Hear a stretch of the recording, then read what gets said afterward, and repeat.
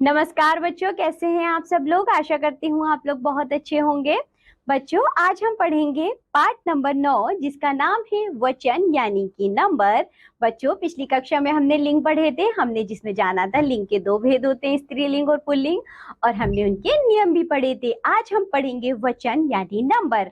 आइए सभी बच्चे मेरे साथ पढ़िए। इधर देखो, वचन शब्द का मूल अर्थ है कहना या बताना। इस प्रकार संख्यावाचक से तात्पर्य है संख्या को बताना। संख्या वाचन का संक्षिप्त रूप है वचन। व्याकरण में यह संज्ञा या सर्वनाम की संख्या का बोध कराता है। बच्चों, जब हम वचन कहते हैं तो जब हम इसे व्याकरण सम्मत देखेंगे तो हमें समझ में आएगा कि इसका अर्थ है बच्चों की संख्या कितनी है। हमसे यह कहा जा रहा है वचन यानी कि वह संख्या में कितने हैं। पढ़िए और समझिए। पहले इधर देखो बच्चों, बच्चा सो रहा है, बच्चे सो रहे हैं। आपको अंतर समझ में आ रहा है। बच्चा सो रहा है तो मतलब एक बच्चे की बात हो रही है, बच्चे सो रहे हैं तो एक से अधिक है, 2 3 4 5 कितने भी हो सकते हैं। संतरा मीठा है यानी कि एक संतरे की बात हो रही है। संतरे मीठे हैं यानी कि बच्चों यहाँ पर कई सारे संतरों की बात हो रही है। एक से तो अधिक ही संतरे हैं, वे 2 भी हो सकते हैं, 3 भी हो सकते हैं। कवि ने कविता सुनाई, एक कवि है।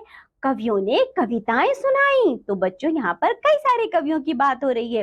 क वर्ग में सभी शब्द जैसे कि बच्चा, संतरा, कवि एवं कविता इनके एक होने का बोध करा रहे हैं, जबकि ख वर्ग के वाक्यों में बच्चे, संतरे, कवियों एवं कविताएं इनके एक से अधिक होने का बोध कराते हैं। अतः स्पष्ट है कि शब्द के जिस रूप से उसके एक या अधिक होने का पता चलता है उसे ही वचन कहते। तो बच्चों, आपको वचन समझ में आया क्या होता है। जिससे हमें यह पता चले वह संख्या में एक है या एक से अधिक है, उसको वचन कहा जाता है। आइए आगे बढ़ते हैं। अब देखो बच्चों, पहले इसकी परिभाषा। शब्द का वह रूप जिससे ज्ञात हो कि वह प्राणी, वस्तु, पदार्थ अथवा स्थान के लिए प्रयुक्त हुआ है अथवा अधिक के लिए, तो वचन कहलाता है। वचन के भेद, kinds of the number. Hindi में वचन के 2 भेद होते हैं, एक वचन यानी कि सिंगुलर नंबर, बहुवचन प्लूरल नंबर। एक एक करके पढ़ते हैं इन्हें। पहला देखो बच्चों, एक वचन यानी कि सिंगुलर नंबर क्या होता है। शब्द के जिस रूप से एक वस्तु, प्राणी अथवा पदार्थ का बोध होता है उसे एक वचन कहते हैं, जैसे लड़का, माता, बालक, केला, कुत्ता आदि। बहुवचन यानी कि प्लूरल नंबर, शब्द के जिस रूप से एक से अधिक वस्तुओं, प्राणियों अथवा पदार्थों का बोध होता है उसे बहुवचन कहते हैं, जैसे घड़ियां, एक घड़ी नहीं, घड़ियां, पुस्तकें, लड़के, केले, कुत्ते आदि। तो बच्चों, ये तो हमने जान लिया एक वचन और बहुवचन। आइए अब इनकी पहचान करते हैं। वचन की पहचान 2 प्रकार से होती है। संज्ञा या सर्वनाम शब्द के द्वारा, जहां संज्ञा अथवा सर्वनाम शब्द एक या एक से अधिक बोध कराते हैं, जैसे बच्चा सो गया, बच्चे सो गए, संज्ञा शब्द है, हमें संज्ञा शब्द से समझ आ रहा है। नदी बहती है, नदियां बहती हैं। मैं पढ़ूंगा, हम सब पढ़ेंगे। इन वाक्यों में प्रयुक्त संज्ञा एवं सर्वनाम शब्द एक या एक से अधिक प्राणियों व वस्तुओं का बोध करा रहे हैं। अतः क वर्ग के संज्ञा और सर्वनाम एक वचन और ख वर्ग के बहुवचन है। ये तो हुआ बच्चों संज्ञा या सर्वनाम शब्द से पहचान। दूसरी पहचान होती है बच्चों इसकी क्रिया के द्वारा। क्रिया के द्वारा कुछ संज्ञा शब्द ऐसे होते हैं जिनका एक वचन और बहुवचन में रूप समान होता है, जैसे राजा, बालक, डाकू, हाथी, चोर आदि।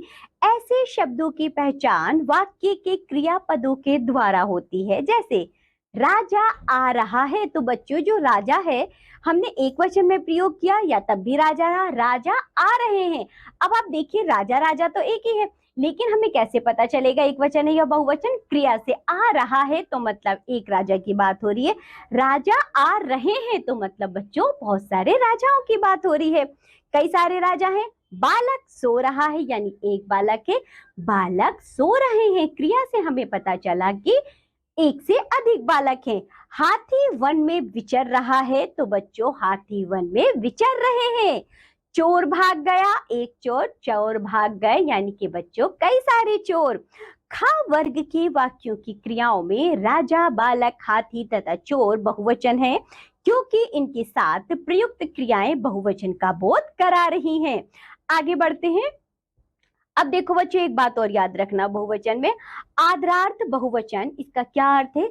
सम्मान व्यक्त करने के लिए एक वचन का भी बहुवचन में प्रयोग किया जाता है। जैसे महात्मा बुद्ध महान थे, मेरे पिताजी चिकित्सक हैं, श्री राम दशरथ के पुत्र थे। बच्चों, जिसके प्रति हमें आदर का भाव, सम्मान का भाव प्रकट करना होता है, हमसे जो बड़े होते हैं, हमारे माता पिता होते हैं, दादा दादी होते हैं, नाना नानी होते हैं, या कोई और भी होता है, तो बच्चों उनके लिए हम बहुवचन में प्रयुक्त करते हैं। जैसे कि मेरे पिताजी चिकित्सक हैं, मैं अपने, तो हम कहेंगे ना बच्चों, मेरे पिताजी अध्यापक हैं, है तो नहीं बोलेंगे ना हम।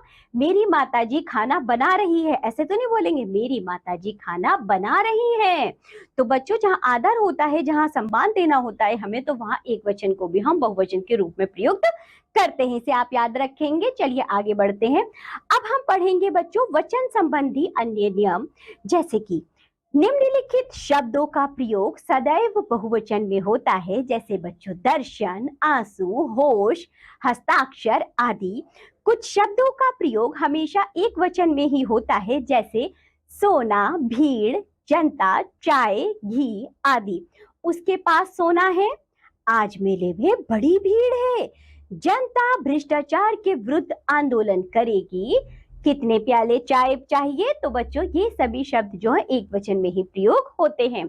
आगे देखिए बच्चों, लोक व्यवहार में कुछ शब्दों का बहुवचन रूप प्रयोग किया जाता है। जैसे तू, एक वचन के स्थान पर तुम का प्रयोग ही अधिकतर किया जाता है। बड़प्पन दिखाने के लिए कभी कभी मैं के स्थान पर हम का प्रयोग किया जाता है। पिताजी ने कहा हम स्वयं आ रहे हैं, यहाँ हम का प्रयोग बड़प्पन दिखाने के लिए किया गया है। आगे बढ़ते हैं। अब देखो बच्चों, एक वचन से बहुवचन में परिवर्तन करने के कुछ नियम।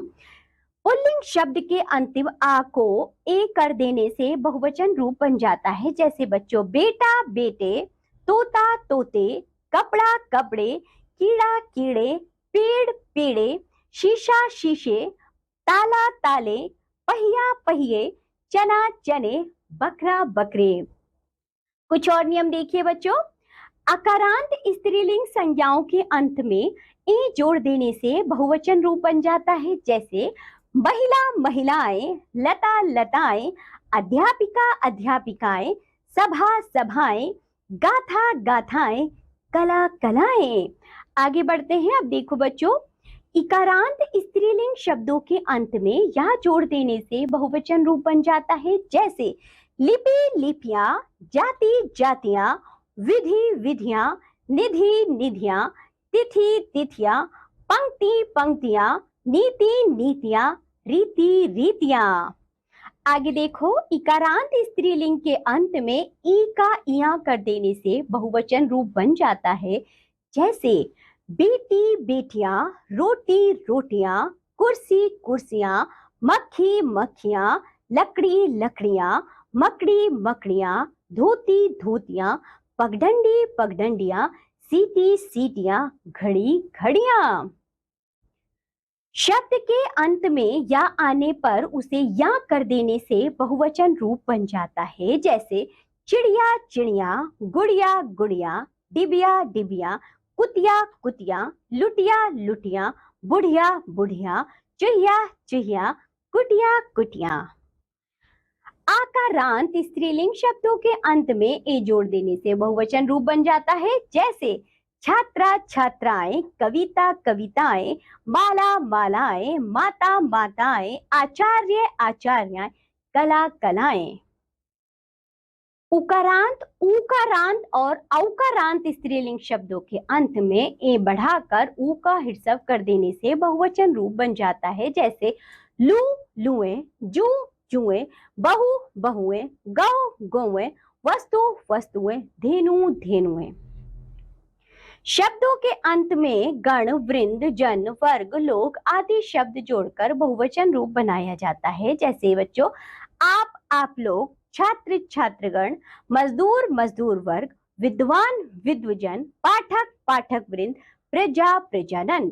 तो बच्चों इसी के साथ ये पाठ होता है यहाँ समाप्त। आज हमने पढ़े हैं वचन। आप लोग इसका अच्छे से अभ्यास करिए, इनके नियमों को जानिए। अब हम मिलेंगे आपसे अगली कक्षा में, तब तक के लिए बाय बच्चों।